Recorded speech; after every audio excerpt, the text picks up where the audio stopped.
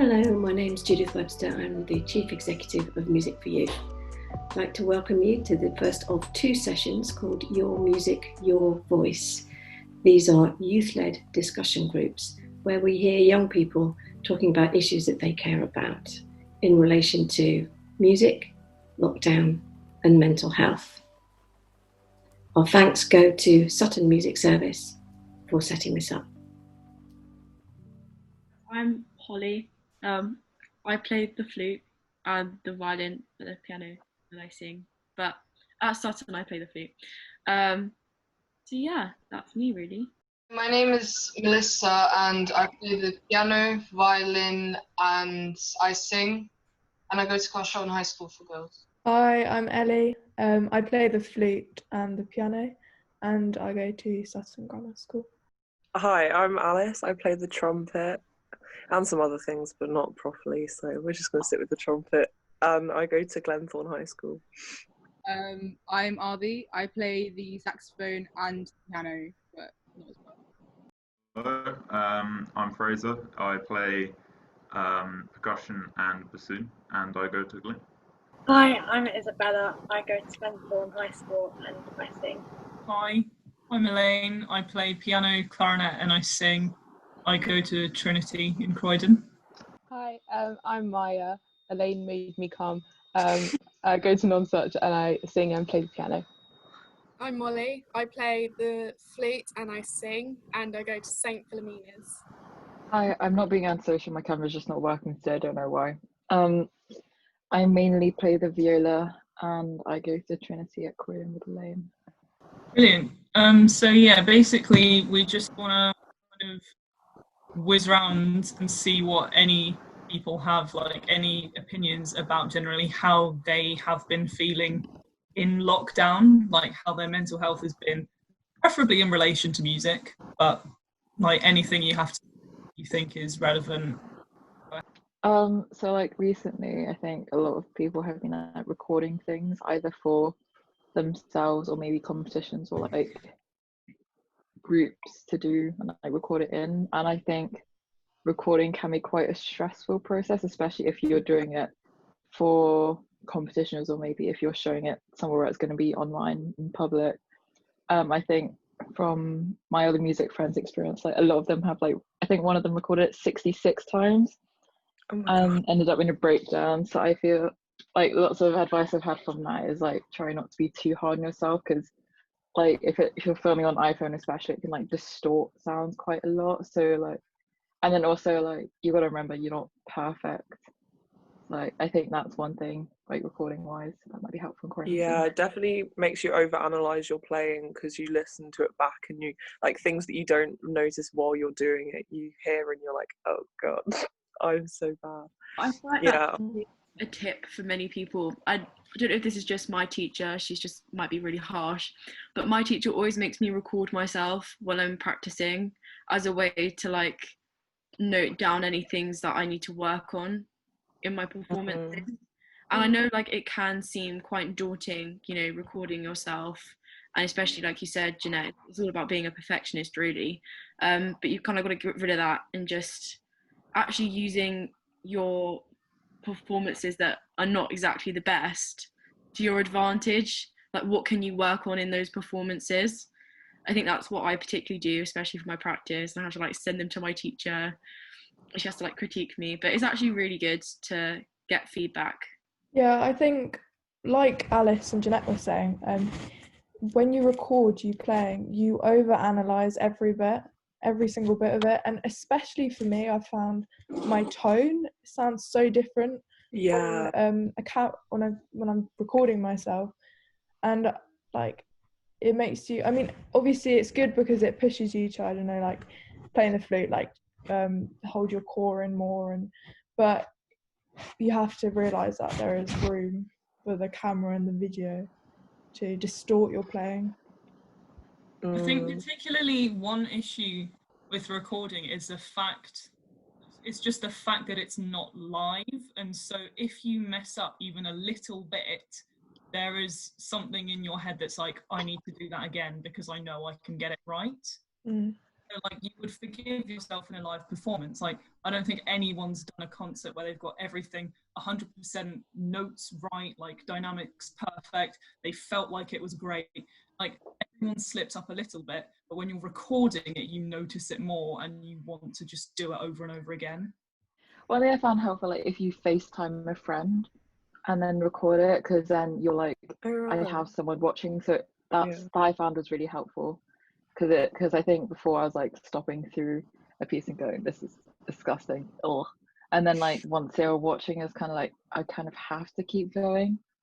So I think that's a nice way to do it if you guys are struggling with that. I hadn't thought of that, but that sounds quite good. And then you've got like a little audience to want to. But I also think I don't know how people have been finding motivation to practice, but it got me really down, because it was like I love playing music so much, like it brings me so much happiness, but for some reason, like in a time like this, it's so hard to find motivation to do anything. So, and then once you kind of haven't practiced for maybe a couple of days, it's so daunting to get back on and like realize that, I don't know, like it, you know, like for the trumpet, your embouchure's just a bit weaker, and then you just feel it's like a downward spiral a bit. Yeah, so. I agree. You feel like there's, well, actually, I've been feeling last half term especially, generally just like I was existing, not really living. It sounds really weird. I can't,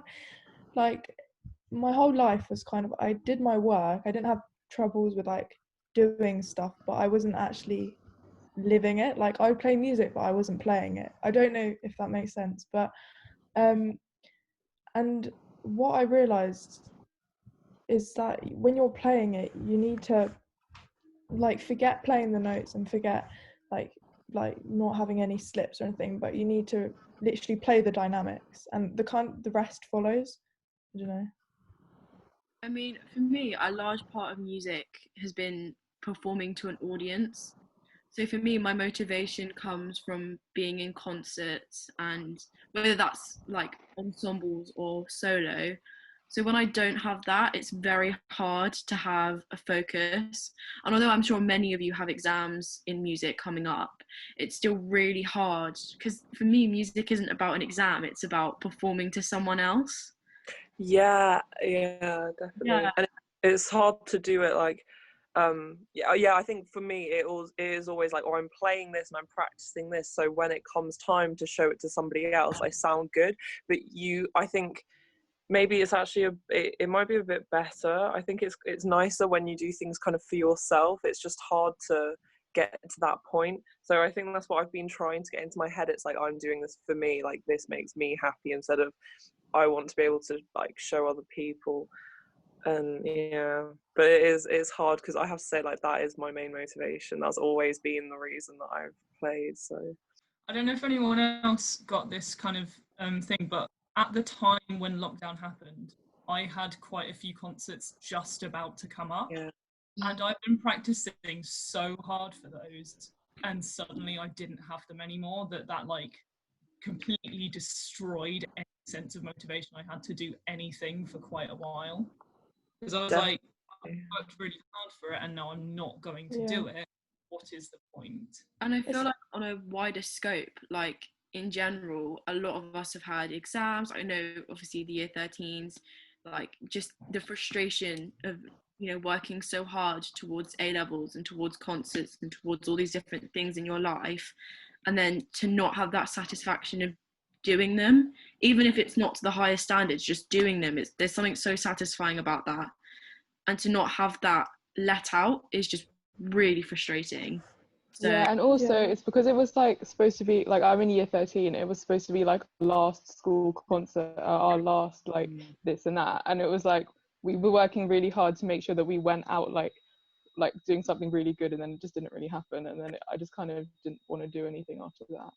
Definitely, it kind of felt like that was like the legacy we were about to leave behind, was going to be all our last concerts. And I think for Glenthorne, because we do have like quite a like I don't know, like the music department is a bit of a family, especially like my music A-level class, and we had so many concerts that we were gonna, like, we had our own little band, the Funklings, and we were so excited to like play our last few concerts, and the fact that we didn't get to, and I don't, you know, there's always maybe rescheduling or we could come back and play, but like it's, you know, it's not really the same. It's like that filling your time. So if you have like an hour, you have a piece of work that you need to do or a piece that you want to learn, and say you had a week to learn that, you would find the time to learn that piece in a week or to do the piece of work in a week.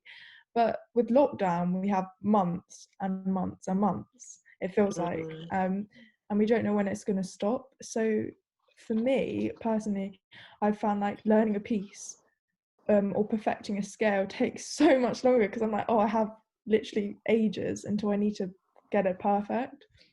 Yeah, I found as well, because I still had like lessons every week but virtually, and I found like a combination of lack of motivation and also because I have no exams, no concerts, nothing to work for, I was taking much longer to learn a piece. My teacher was like, what's wrong with you? It was a bit strange, and then it felt like I was bad, and it was just like a downward spiral from there.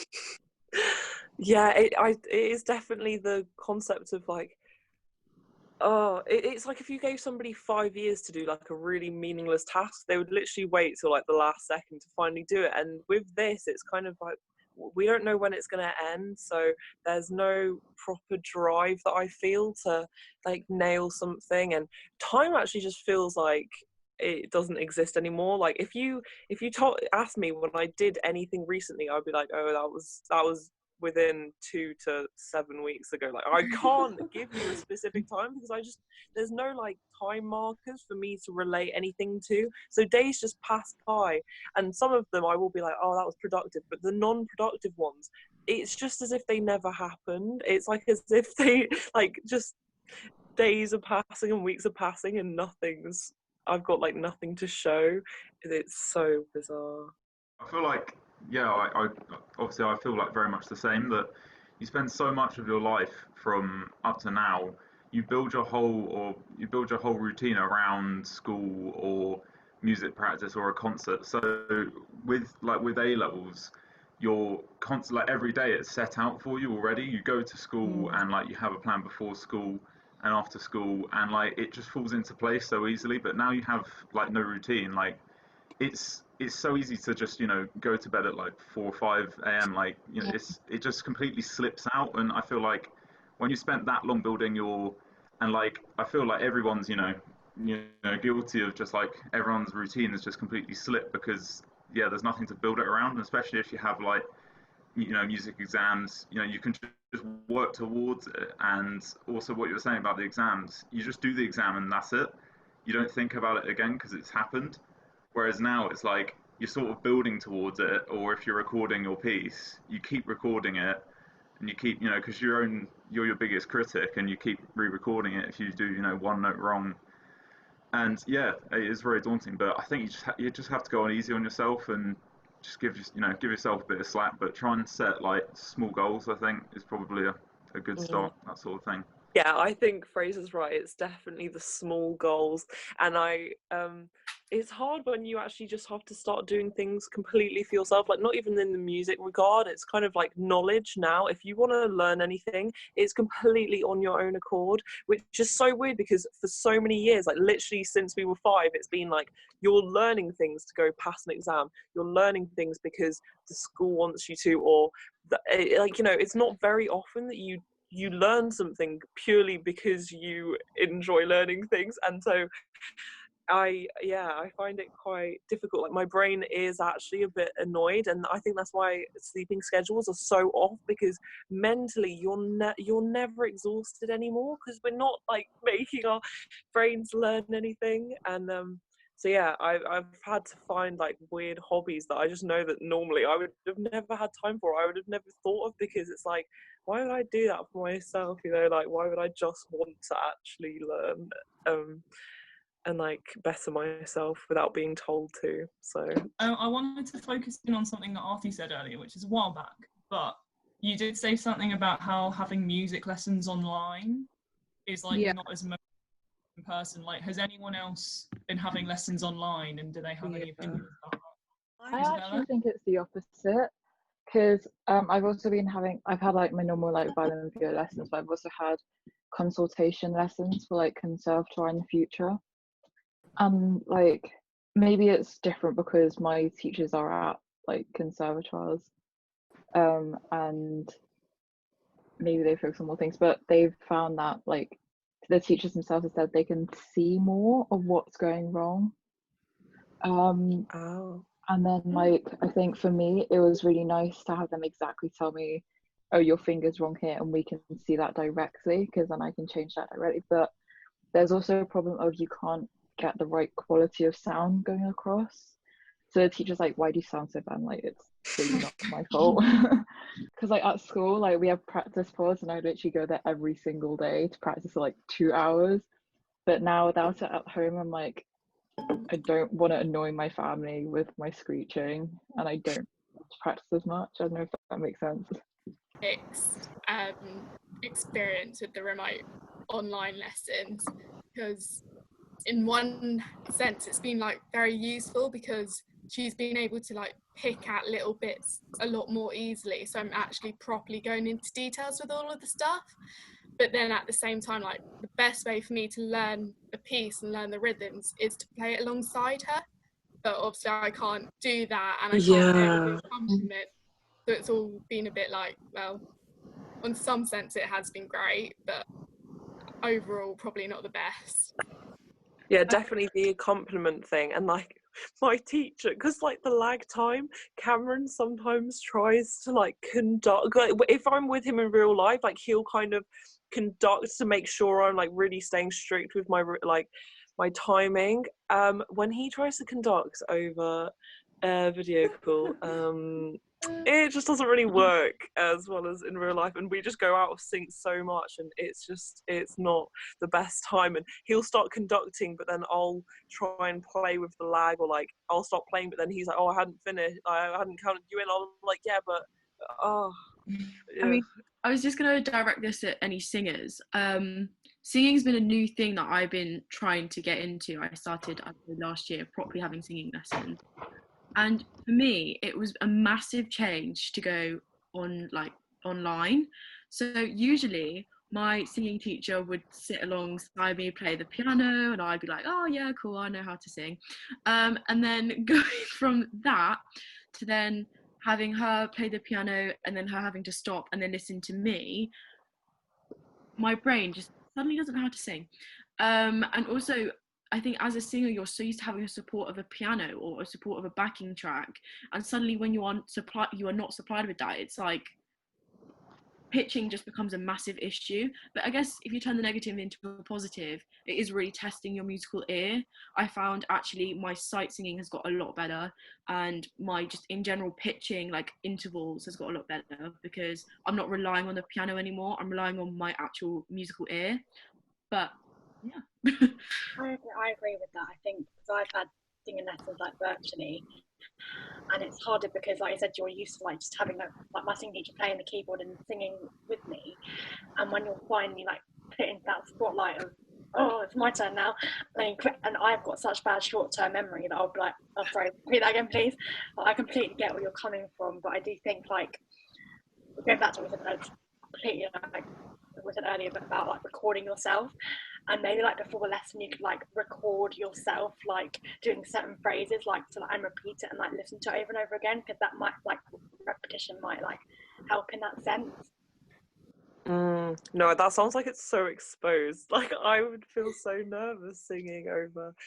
But yeah, also what Jeanette said about going to a practice room, like my school has a couple practice rooms, and it would help with practice so much, because I would just be able to go to them after school if I had free periods as a sixth former. Like I would spend so much time in there, and it was kind of like, you know, maybe if I had nothing else to do, or maybe I just wanted like, because it was a bit of a release, so I would just end up practicing a lot more than kind of what I do now. Because yeah, I'm sorry, my whole street and my neighbours are gonna actually want to murder me if I mean, with singing as well, I was just thinking about singing. having remote lessons as well, you are, like you said, really exposed. And the thing is, with any other instrument, it's not your sound, although you are making that sound, your voice is your sound. And it's really personal. I mean, when I record myself singing, it's such a personal thing. And like hearing it back, it's not like when I play the flute, it's like, oh, I need to work on my embouchure there, or oh, I need to, you know, work on my posture, that's why it sounded flat. Like with singing, although yeah, you can work on your posture, a lot of it's your own voice, and to kind of attack yourself when you're recording. You are the instrument. Like you have nothing. You can't blame like, oh, sorry, I had to empty my water or something like that. That's why I sound like glug, glug, glug. Yeah, that's why I've never got into singing, because it's just far too personal and scary. I mean, again, like, with remote lessons as well, like the fact that my singing lesson's really early in the morning, so it's in my school timetable. So mine's at 9 o'clock. So my parents are just, you know, casually sleeping in bed, and then all of a sudden I'm singing, and I'm just really self-conscious because I'm like, oh my god, they're gonna hear me, I'm gonna wake them up, this is awful, this is terrible. Like, I don't know if anyone else has this, but yeah. I don't know if anyone else has found, but like when I was at school, I would practice like every spare minute that I had. Like, 2 hours a day practicing, and then the minute I came home, I stopped doing that. And I think I feel like it's because at school, it's like you're given a room, it's your room for the next half an hour, and like there's an illusion that other people can't hear you. But then when you're at home, you know that everyone else can hear you, and I feel like it's like self-consciousness or something. It's really true, because I am not a singer. My sister sings, but I actually sound like a dying cat when I sing. But regardless, sometimes like a bit of stress relief, you get in the shower and you're like, okay, I'm going to put on Alicia Keys. Why not? It got to the point where like me singing in the shower, like my family made fun of me, but you know, I just put the music up loud and I got on with it. And then like one time, I think my sister like recorded me and sent it to me on Snapchat. And ever since I watched that video, no singing has happened in the shower. It was really embarrassing. But I remember thinking when Holly was saying like you feel like, Alice said you felt exposed singing, and Holly, you saying like singing in your house, I completely get that. And even playing the flute, which is, like you say, it's an instrument, it's not me making the actual sound coming out of it, you can tell like your the sound that you make from your instrument is like, it feels so incredibly different to when you're relaxed and you're loving the music you're playing and you feel confident. So yeah, I mean, it comes from a lot of, I know wind and brass players especially. I mean, I do play the violin, but not very well. But with wind and brass players, it's all about being relaxed. If you're not relaxed, then you're not going to be able to use your diaphragm correctly, which is obviously like the whole root of how you have vibrato and everything. I mean, same with singing. Like your vibrato, your diaphragm is probably the most important thing. And if you're not relaxed, if you're not breathing correctly, and you're not breathing down low, and it's all coming from up here in your chest, then like things aren't going to sound great. And that's not your fault. And I think especially we've all been in situations when you've had an exam or you've had a concert and you just can't breathe. It's just all up here. And you're like, you finish and you're like, oh God, that was awful, that was so bad. It's like, but actually you were stressed and your body was just doing what it does best and was just trying to get air to you and like didn't really think about it. So yeah, I mean, I completely understand that, Ellie, but like it's deep breathing. That's what I think. Yeah. I mean, for the flute, especially for the flute, yeah. Yeah, and in regards to my singing in the shower, the funny part of it was like when I thought I was a bit harsh on myself, because when I thought I could, like, no one was listening to me, those high notes were being, I kept from singing. People to call my dad, like, composes music, my sister, like there's usually music going on somewhere, and the piano is right next to the shower room. So like, yeah, as soon as you feel like there's people encroaching on like your personal music practicing space, then you're like, yeah. Yeah, no, I get defensive. Like if I'm practicing in my room and my mum comes in, I just feel like you're ruining the vibe. Like I have something going on here and you're crashing it. And like, oh, I'm so awful when it comes to, unless I'm getting criticism from like maybe another player that I know is like good, or my teacher. If my dad ever even opens his mouth, I'm like, you know nothing. You know absolutely nothing. Don't come at me, Mark. You can play like a scale on a guitar. Yeah, I just get really defensive about it. And either he'll say like, oh, haven't heard you practicing recently, and it's like, I know, but now you've told me to, I don't want to. And then like, or if he critiques my playing, I just do get a bit aggy, which doesn't help. I just don't like the fact that other people, because you know, practice isn't actually meant to sound great. Like you're meant to do the bits over and over again that aren't good. So I mean, personally for me at the moment, I've been working on vibrato a lot. And so literally my mum will just hear me playing like consistent G's and like harmonics on the flute, and she's just like, what is this terrible sound that my child is playing? Like I've invested so much money. Yeah. This is the result. And it's like, actually no, what I'm meant to be practicing is vibrato. So then when I do play my performance piece, which you will hear me play sometime in the future, you then go, wow, she's actually quite good. Like that's the whole point. No, I think you've got it. The problem that I'm having, at least, is like I want to practice alone but perform to others. And I think that's what everyone's kind of getting at, is that you want the peace and the space to get it wrong in private.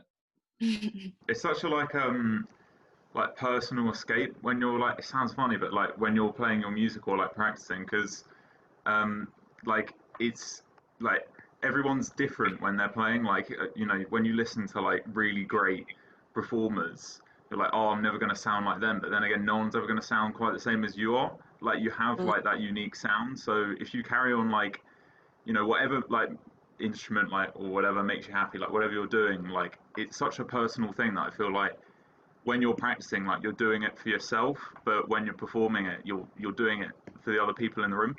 So I feel like when you're doing it for yourself, you're so like, you know, you might be really hard on yourself or that sort of thing. But when you're performing to other people, you just get that like burst of confidence, because you know, and like obviously because we've all like performed, but it gives you that extra sense of energy, and you can just sort of like do it a bit more. But obviously, yeah, not having anyone like to play to, or only having your family around it, it's a lot harder. So yeah, I agree. It's really weird.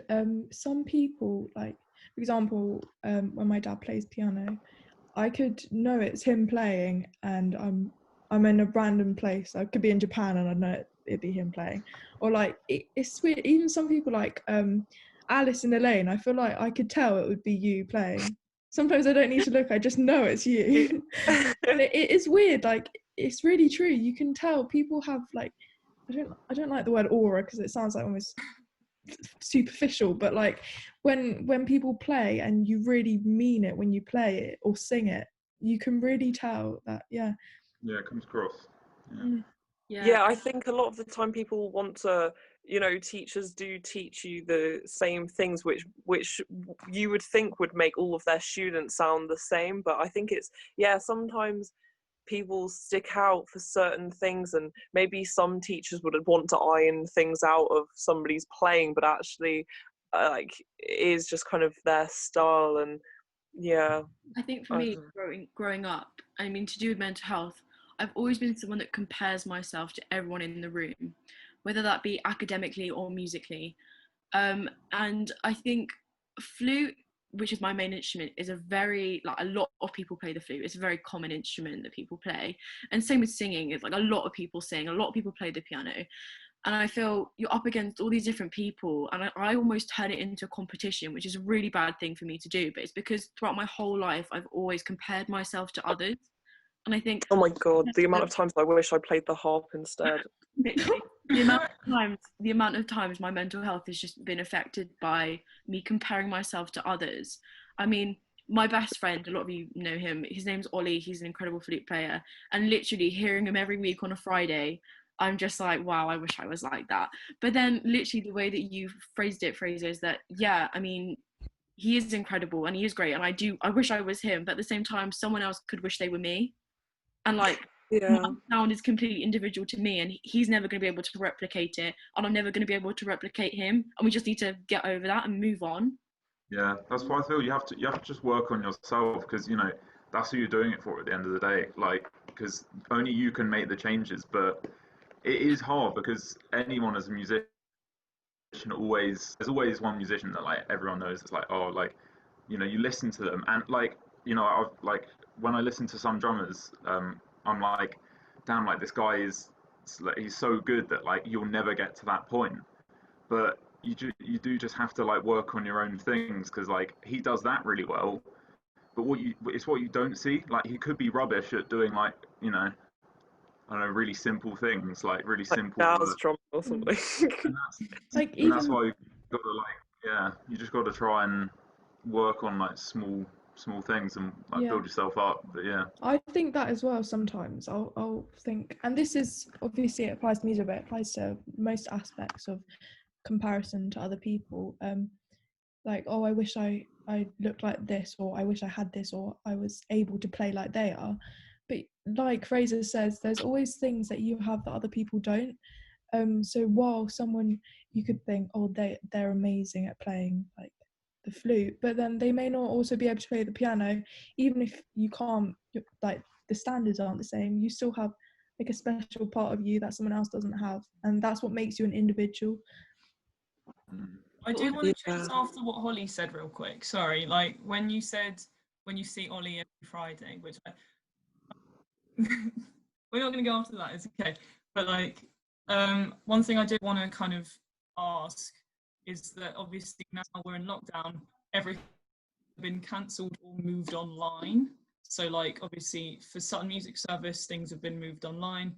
For my school, we're obviously not doing like online orchestra things, online choir things. So like, would you say that to you that's like a better thing, a worse thing, like a good compromise for a bit, but not forever? Like, I'd say, yeah. I mean, the thing is, like I said, I always compared myself from a young age, and a part of that is because I would be able to visibly see that person doing great, and the fact that I can't see them now means that if anything, it's making me progress as an individual. But in another way, although I do believe that competition can be a bad thing, competition can be very healthy for a person, and there is a balance, and sometimes having that person who is really good at something can almost spur you on to want to be good at it. Like, I mean, I'm using the example of Ollie again, but let's say Ollie's really good at playing top notes, and I'm listening to his really high notes, and I'm like, oh, I wish I could play like that. Then I'll go home that night and I'll be like practicing my high notes, if that makes sense. Like a lot of my music playing I did during like the week was in lots of orchestras. I did like 3 or 4 every week, and one of them was like a really intense jazz orchestra, and I'm not the best at jazz, even though I play the saxophone.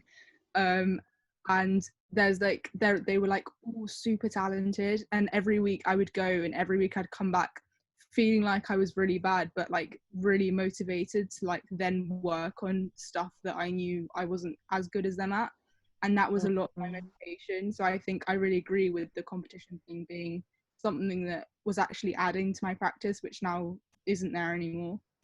Yeah, and you end up like the different orchestras you do, so yeah, for you, the jazz orchestra, you know, you progress a lot in that kind of skill. But then, so when I was in the orchestra, I've never had to transpose music as much as I had then. So it kind of gets you to build these niche skills, because like improvisation and stuff. Like normally you wouldn't actually practice that much on your own unless you really are striving to be a jazz musician. So I think it builds your confidence with performing in front of everybody else, because you kind of get really comfortable with these people. That's what I miss so much about music, is like, because I had decided that I wasn't going to go do music at university, and I was actually going to ask about the other like year 13s whether, because I know quite a lot of you are going to go do music, but for me, I'm not doing music. So the only person, yeah, it's a bit like watching a dream die, and I never got to like live out the bits that I was actually enjoying, because it became such a social thing for me. I went to SMS because I had friends there, and I enjoyed seeing them every week. I knew that it wasn't because I was gonna go become a trumpet player. So yeah, I think the online sessions are nice and stuff, but it's in no way does it compare to being with everyone and actually hearing a piece come together and like there's something magical about, I know it sounds really cringy, but there's something magical about that you're all in this one room together and you're performing music as a community, as a family. Yeah. And no matter what group I'm in, whether that's a choir or an orchestra, just all having this common goal of creating the best musical performance you can as a group, there's just something so great about that. And I don't think that any sort of virtual thing can ever like add up to that feeling, especially that concert that you do that's like the end of the term or the end of the week, whatever, you know. And it's just like that final moment when you finished and all of you are just looking around so happy because you've just like performed this really great piece and you're just feeling like so good. I just feel like no virtual talk, chat, whatever will ever kind of add up to that moment. On tour, it's like so much more than just a like just a nice trip abroad, because you do share like music brings people together so much. It's very indiscriminate because like it doesn't matter who you are, you're all striving towards like the same goal. Like you're all trying to like make the piece as best you can, and you meet like whenever you go to SMS, like you just meet so many like-minded people because they're all just and no one's pretending to be like the best, like the very best at what they do, but like everyone wants to like come together and make something sound really good. So I feel like that just instantly you can bond so easily with everyone there, because that's ultimately, and obviously the social aspect, and I think that comes hand in hand, that like socially and musically, if people all get on, like the music just kind of comes with that, and it's really good. But also the fact that people aren't, they're like-minded in the fact that they all like music, but also everyone's different as well. I think especially living in like our modern day, being around people who are so diverse, I think that's so important for our generation, growing up in a diverse community.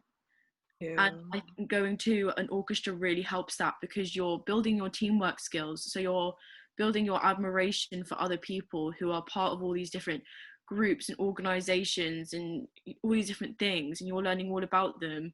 It makes you have a newfound respect for people that I never would have had unless I exposed myself to that kind of environment. I do want to quickly ask, like, just the people who only do orchestras and choirs like at school, or like mostly do orchestras and choirs at school, like, because obviously for the music service we're still doing online things, so like if you want to talk to your section you can, if you want to talk to other people you can, they're there. But like if the school hasn't been organising anything, because I know one of the social aspects that I really miss at school is talking to the people who I wouldn't normally talk to.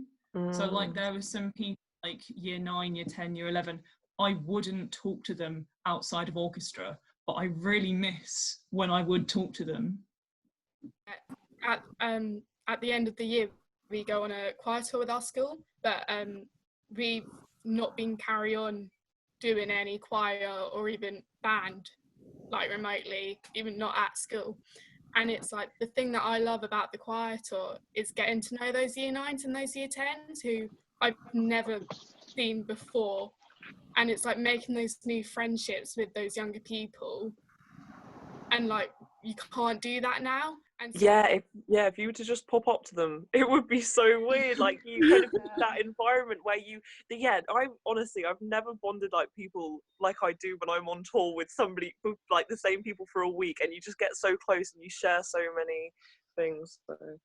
That on those choir tours, that's when I feel like I properly make friends with them. Like I'll be with them for the whole year, but it's not until that very last week that I'm actually getting to know them and I'm actually bonding with them. And so it's like with the year 9s that joined this year, that won't be able to happen till next year. but then that's my last year. So even then, after that, I can't actually spend time with those year 9s who I hadn't really bonded with this year. If there's anything I'm sad about, it's 100% tour. That was the one thing that I wanted, especially with like the last bit, year 13. So yeah. No, I'm Me so too. heartbroken. I hope next year like it works out so that everyone that wants to go from year 13 and obviously lower years can go. But yeah, it is sad. I love it as well because like all of you have been saying, you just make friends with different people that your paths would not cross with, and being concentrated in a group of people for a week, literally all through the day into the night, you just you make like friendships and bonds that you wouldn't even make with school friends because you're never in that circumstance with them. You're just never in the same situation that you would be, and it's a special type of friendship, I'd say. Yeah, and I hope that we can also meet again in September, because I mean, I go to this one session on Saturday, and I got news a few days ago that the teacher who was in charge of the whole thing, he passed away, and the fact that we can't meet each other now, the fact that it's like an empty feeling. You know, normally we're all happy, and he used to help us a lot with whatever we wanted, and he especially gave me so much confidence and advice, and the fact that he's gone now, it's like, Yeah, I was also thinking maybe my group, when we can meet again, we could also do like a tribute for him or a song, because I think he would really appreciate it for all of our efforts and how far that we have grown up with him there as the leader of our session. But also, I guess that's a good grieving process for you to go through, to have that kind of closure, and actually as a group it will all help you, you know, to try and not move on, but you know, come together and just process. He was a teacher at Glenthorne, so like I remember like when I found out a couple days ago, and it's just, quarantine is this like worst time to, well, it's not the worst, it kind of makes you actually have to think through your emotions a lot more. But yeah, no, because you can't like run from it, you can't distract yourself. Normally if I have any thoughts that I don't want to think about, I'm either doing something during the day, so I you know, I'm forced to stop thinking about it, or I can just go do something else. But when you are at home 24/7, you know, you can go on a walk, but you're still just on your own with your own thoughts. So I agree. it was really hard to get over that.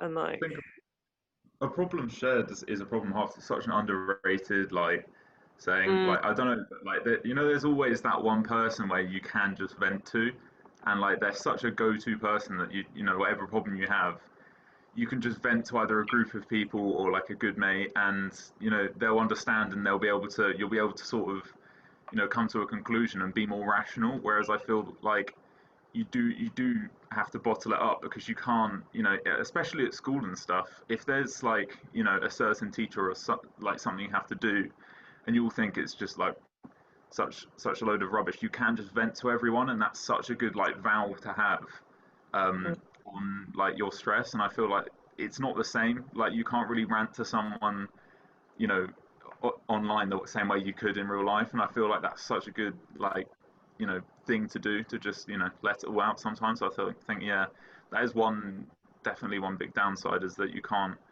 you know, really, yeah.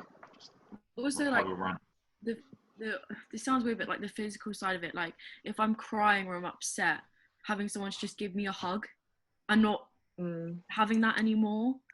And although, don't get me wrong, my parents are great, they're amazing, and I can go to them about anything, but there's a different relationship you have with your friends. And not being able to like hug your friends when things are a bit tough and you're feeling upset about something, it's just horrible. But yeah. Yeah, you need like 8 hugs a day, and I'm going off of like 1 from my mom. So